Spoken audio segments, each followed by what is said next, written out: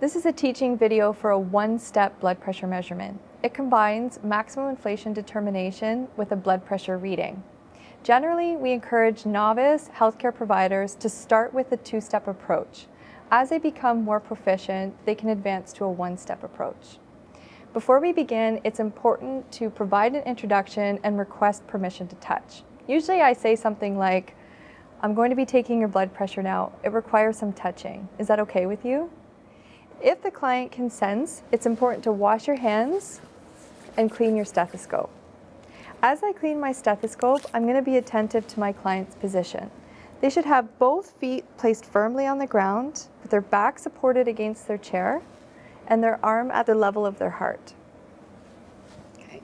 Now that I've cleaned my stethoscope, I'm going to place it on a clean paper towel. Next, I'm going to expose the arm. It's important that whenever you take a blood pressure, you always do so on an exposed arm. If their arm is not exposed, it's important to have them remove the clothing. Next, I'm going to landmark the brachial artery. To do so, I'm going to look approximately 2.5 centimeters above the antecubital fossa and medial to the bicep tendon. I'm going to apply firm pressure. Once I've palpated the brachial pulse, I'm going to align the arterial index of the blood pressure cuff approximately 2.5 centimeters above the landmarked brachial artery.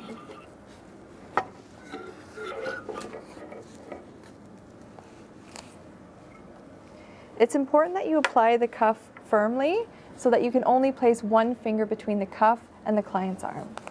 Next, I'm going to place the sphygmomanometer so that it's visible and readable while I take my blood pressure reading.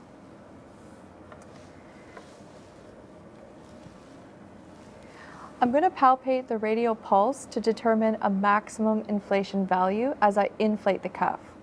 While I'm inflating the cuff, I'm going to be feeling for that pulse to completely disappear.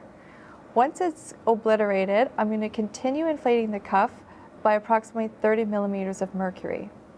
As I deflate the cuff, I'm going to go at a rate of approximately 2 to 3 millimeters of mercury per second.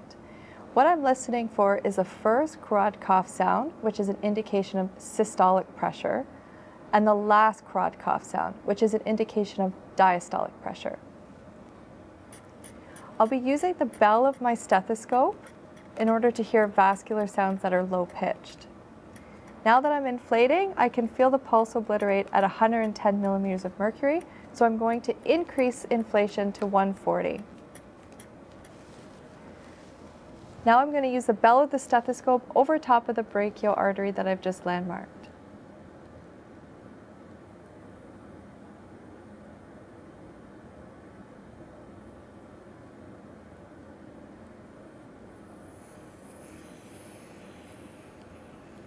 Okay. It's important that you deflate the cuff completely and report your findings to your client in even numbers, and some clients may even ask you to write them down.